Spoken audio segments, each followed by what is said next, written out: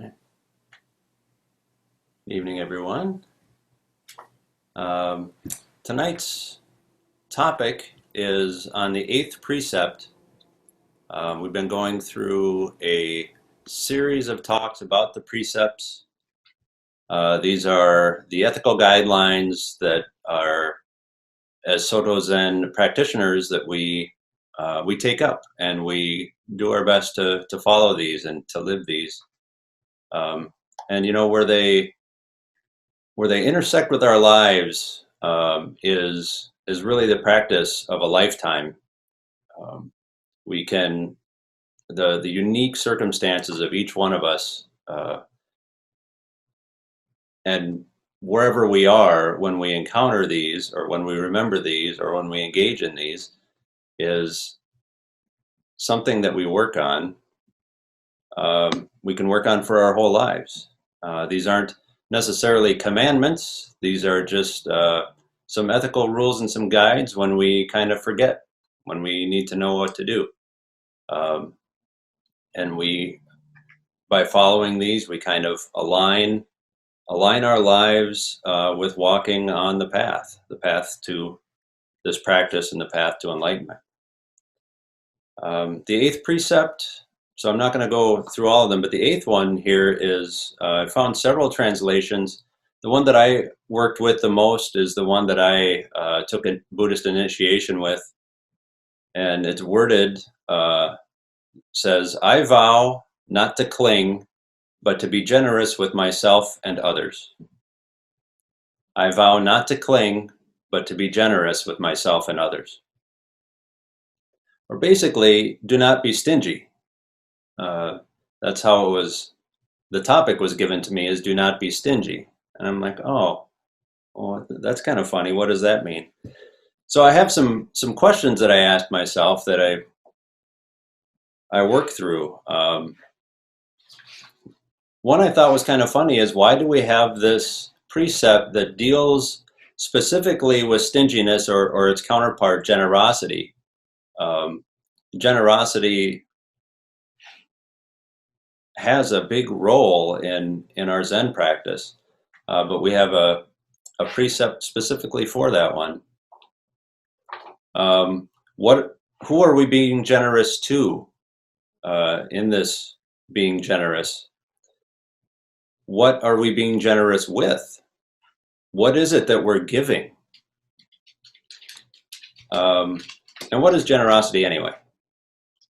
You know, working with the word for a long time tends to dull its meaning, so I did have to look it up. And I think we kind of feel when we're being generous, but I wanted to go a little deeper into that and find out what this generosity thing is. The definition-wise, it's the virtue of being liberal in giving. It's a virtue of being liberal in giving. Another way to say that is free and abundant giving. So this isn't giving to get something.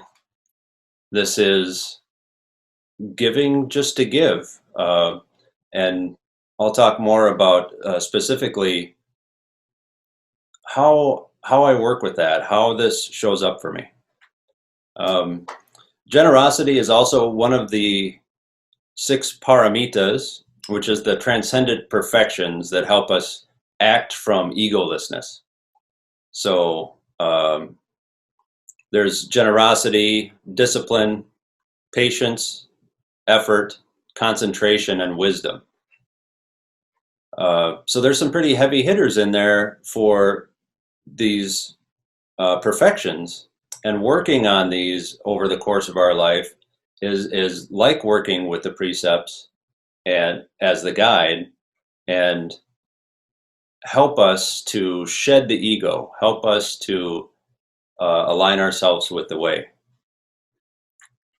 And the Buddha, I thought, had something nice, and this is translated by Bhikkhu Bodhi. This is from in the Buddha's words. by Bhikkhu Bodhi, the Buddha said, with a mind devoid of the stain of stinginess, freely generous, open-handed, delighting in relinquishment, one devoted to charity, delighting in giving and sharing. One more time. With a mind devoid of the stain of stinginess, freely generous, open-handed, delighting in relinquishment, one devoted to charity, delighting in giving and sharing.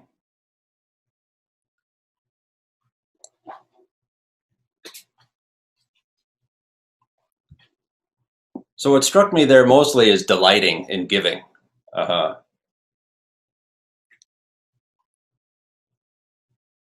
When we have an understanding that we're all in this together, we're all separate beings going about our lives, but we're all in this as one unit. The thing that I give to you is also something that I get in return.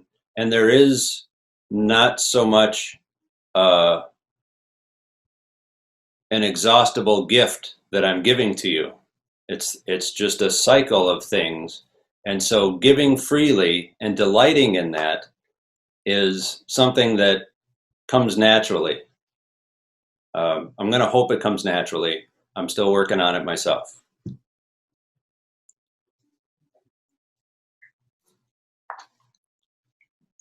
So why do we have a precept that specifically addresses stinginess? We don't really have precepts for wisdom, don't be dumb, be wise. I don't know. We don't have one specifically for effort, although there are lots of teachings on both of these things. But the precepts being meant as ethical guides, how does that serve the Sangha to have kind of a rule that says don't be stingy? So from what I've read, that back in the day, monks and nuns would leave their home to study with the Buddha, to be a monk or a nun in a monastery, and they would leave their home. They'd leave everything that they have, shave their head. They would just have robes and a bowl, and even those things sometimes they would need to get more of. They need to get more clothes. They would need to beg for their food. The shelter that they would have while they were out, if they weren't directly associated with a monastery, they would need to beg for their shelter too. So everything that they had, everything that they needed, they either carried with them or they begged for. So they really relied on the community, whoever they were out amongst, they relied on them for their lives. They relied on them for, if they were associated with the temple, for the funding of their temple. And in turn, the monks and nuns would share the Dharma. They could take their time studying and really immersing themselves in the Dharma. And they would share this as generosity, as gratitude, as a cycle of giving. I'm getting food, I'm giving Dharma. This food sustains my life so that I can teach the Dharma. So withholding either side of this is really harmful to both sides. If we want to see a giver and a receiver,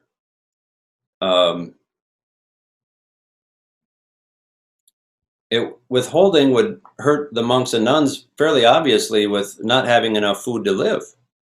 And so they wouldn't be able to carry on the teaching. And withholding the Dharma, which is part of the rule here, not to be stingy, withholding the Dharma could be seen as withholding salvation from the people that they're teaching to, keeping people in suffering. And it would be really, really bad for that to happen.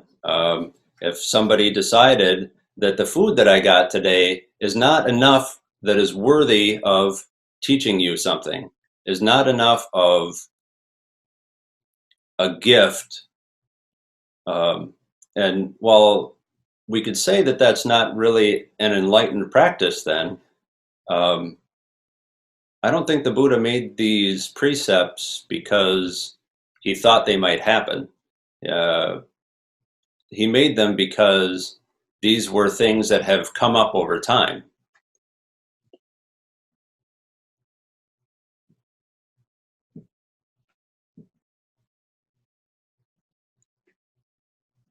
So these precepts, this one in particular, but all of the precepts are training us in the way.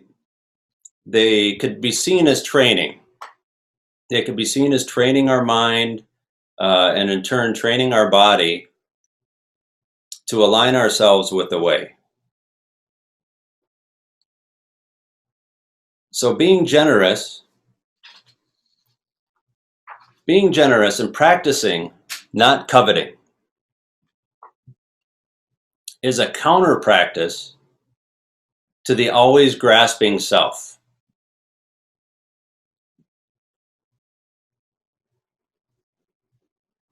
We always think that we are, I guess this is a generalization, a wide generalization, might be telling more of me than of anything else, but we're always grasping for things. We think that we're separate and that we need something else. And so not coveting is a counter practice to that. And we need to be intentional about this to bring our awareness to the things that aren't always so obvious. And by directing our minds and our conduct toward giving, being intentional about it, we learn. Over time, we learn about what it is to be generous, not just in the mind, but in our body. We learn to let go and to covet less. What it feels like to give when it's not given freely, what it feels like to give when it is.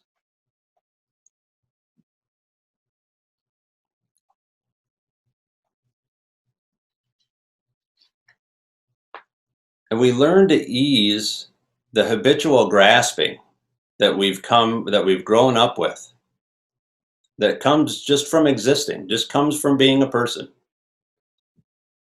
And by doing this, we learn to open ourselves all the way.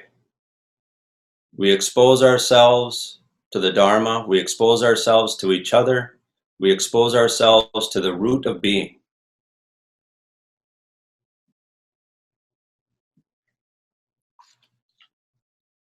So this kind of begs the question, who are we being generous to? And I think this is a really important, but it's a very personal question. And on the surface, we are generous to whatever it is that's coming up, whoever it is that needs it. But who gets to define who needs it? Do I get to tell someone else that they need something or don't need something? Because I don't think I know your experience well enough to make a call like that. But it's an important question to hold ourselves. Like I was saying before, to feel who gets our generosity, who does not get our generosity, and where is that edge? And by edge, I mean, where is that line that your generosity doesn't go across?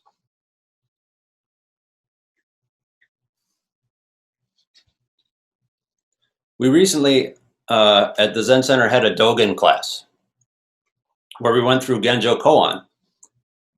One of the more famous lines of Genjo Koan goes something like this: to study the way is to study the self, to study the self is to forget the self, And to forget the self is to be realized by the 10,000 things. And in the interpretation that we used for this class, it was by David Brazier. And instead of study, he used the word comprehend, meaning to understand, and to understand so thoroughly that we don't need to think about it anymore. And so I'll paraphrase a little bit with the newer word comprehend instead of study. And it has a little different, it had a different meaning for me. To comprehend the way is to comprehend the self. To comprehend the self is to forget the self. And so on. So going back to these edges where we find our generosity doesn't reach, finding our edges as a practice can help us to comprehend our own selves. So where are my edges? Where do I find that I'm generous and where am I not? And I'll tell you, I don't like looking at my own edges because I don't like what I find. I see that my generosity doesn't extend sometimes to this group of people or that particular person or you name it. You know, and sometimes I can be generous and sometimes I'm not. So there's an edge there that I have to deal with. And then I make judgments. On top of that, I say, oh, I'm not a good priest. I'm not a good Buddhist. I'm not even a good person because I'm not living my beliefs, or I'm not as generous as I should be. But what is more helpful when we find this edge? I think maybe accepting the edge, accepting that it's there, accepting that there is an edge and that I haven't awakened enough to include all beings. And what happens? What are the consequences if I choose to deny that I have an edge at all? Do I just ignore the edge and keep acting the way I'm acting? Do I try and cover it up and pretend that it's not there? How much of that is comprehending myself? Does ignorance of that, of myself, of my own edge, does that cause harm to other people? And I think sometimes it really can.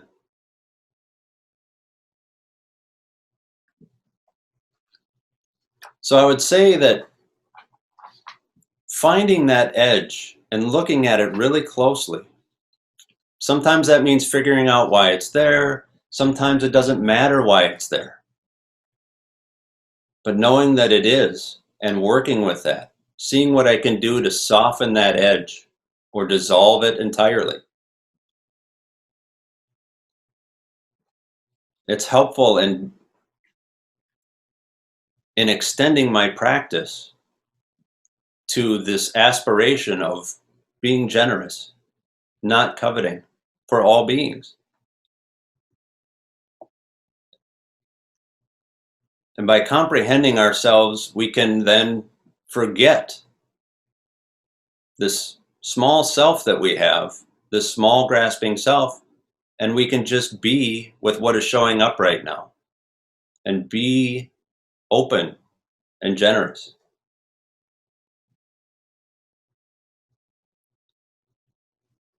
And in this generosity, the next question that I had about it is, what is it that we're giving?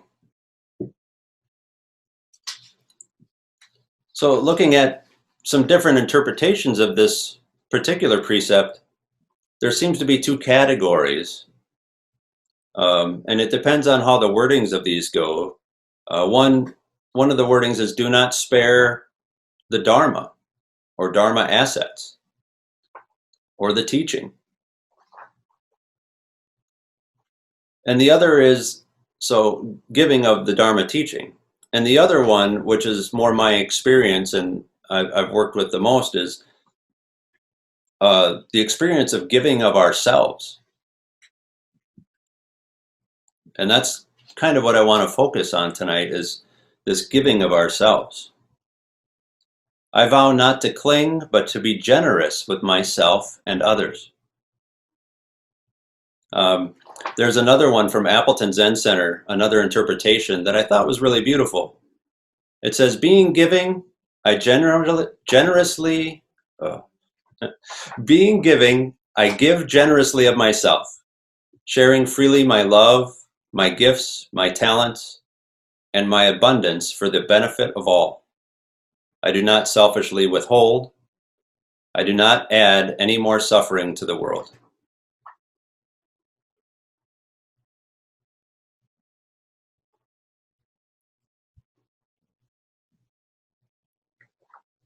So I kind of spent some of my, well, most of my life, but some of my practice, um, wondering what it was that I have to give. I'm not a great scholar. I'm not a big person in the world. You know, I'm just Jeromy. I'm just me. This is kind of what you get. But there's things that happen in our lives that define or make us. They don't define who we are, but they make us who we are. You know, there's events and there's trauma and there's decisions that we've made and just everything that we're born with, things that we don't choose. Some things are things that we do choose, our aspirations. This all makes up part of who we are.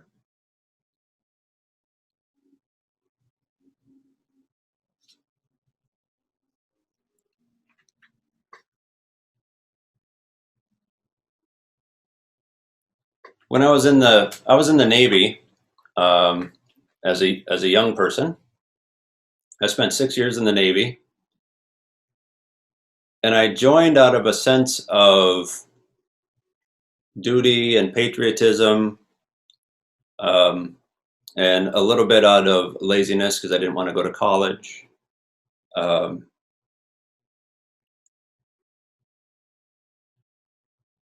and I was kind of getting along in there, and I was kind of figuring out life and what I wanted to do. I was still open to the idea of making the Navy a career. I seemed to be, well, if you could be good at the Navy, I don't know if that's a thing, but I thought I was anyway at the time. But then one of these events happened, and the event was that we were at sea. I was on an aircraft carrier, and we were at sea, and one of our planes came into land and missed the flight deck. Well, hit the flight deck, but not to land, and hit it, and crashed and went into the ocean. And we lost 8 men that were aboard. And I didn't know any of them personally, but I had friends that did know them. And for the next 2 weeks, we circled around in the ocean, trying to find the wreckage of this plane. And whenever they would find a piece, they would bring it up and they would put it in the hangar bay. This is a big open space that's sheltered. It's inside the ship, but it's a big open space where they keep the planes. And it's also the place where we gathered every morning to take roll call and to get our assignments for the day. And every day, while they were circling in the ocean, picking up this wreckage and putting the pieces in the hangar bay, we would walk by them. And after a couple days, the horror of it sank in, and the loss of life sank in and I began to question my existence. I began to question, what are we doing here? What am I doing here? And this began kind of a chain reaction of things that eventually led to some choices that I made that have eventually brought me here. And this worldview, I think that mostly came from that, and some of the questions that I asked about that has been with me my whole life and has brought me here.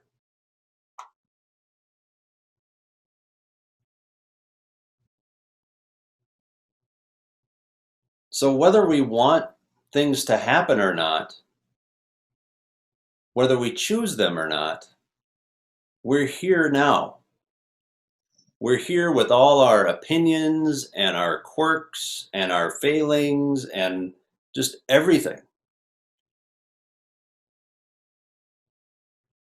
We are the culmination of all of our life. We're the culmination of all the lives of everything around us. Our parents, their parents, ad infinitum.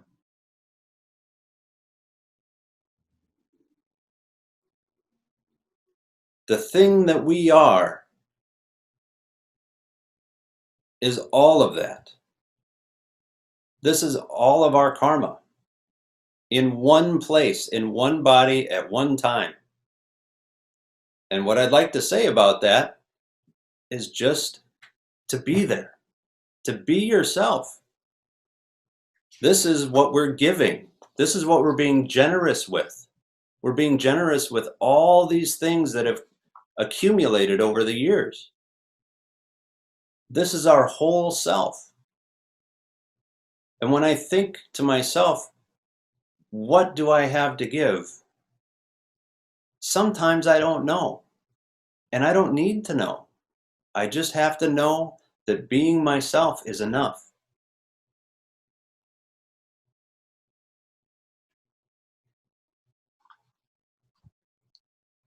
And it's all here anyway. It's here whether I want it to be or not.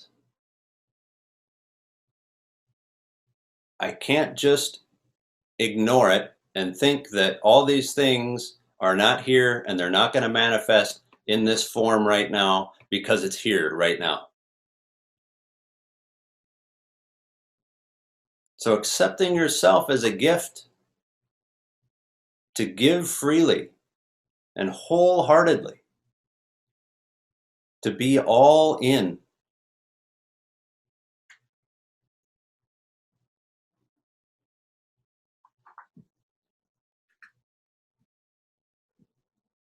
To give yourself completely is sharing the Dharma. To be generous with yourself is being generous with the Dharma. It's to share your experience, to share your perspective, all your work, all your insight. We are all so very different.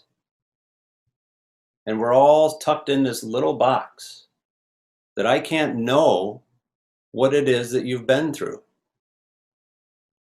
So giving freely of yourself and sharing yourself is a teaching.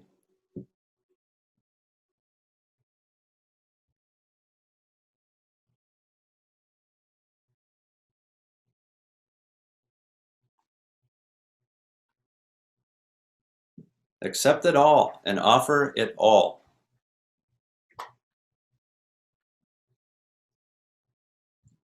And there's another side to this. Being generous with myself and others. Being generous with myself means also being generous to myself. So be generous with yourself too. This practice is hard. It's not easy to sit here and look at the things that we need to do. The scale of things sometimes can be daunting. The kinds of things that come up when we're doing our practice.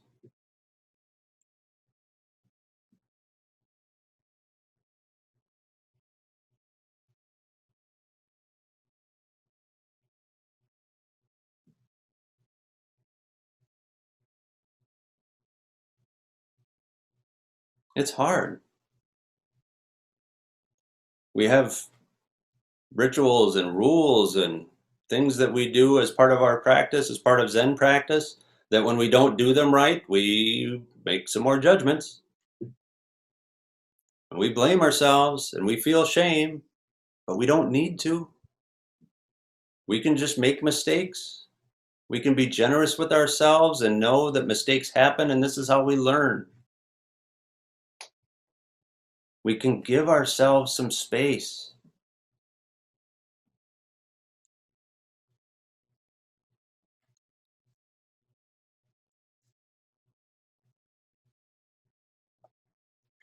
And what being generous to yourself looks like is going to depend on the situation. It's going to depend on you.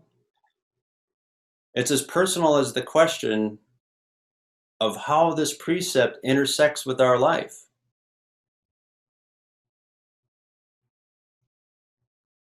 How does it intersect at this moment? How can I be generous to myself? How can I be generous to others in this moment, right now?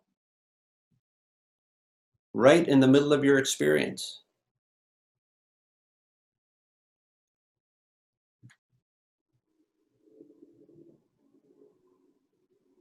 And sometimes you can just feel that when you open up and you take care of yourself, at the same time that you're taking care of yourself, you're taking care of everyone.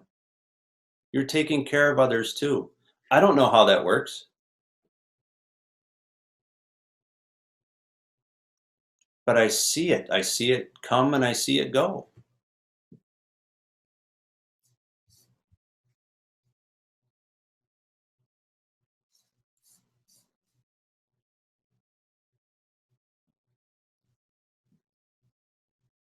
So these are just some of my questions and some of my thoughts about this eighth precept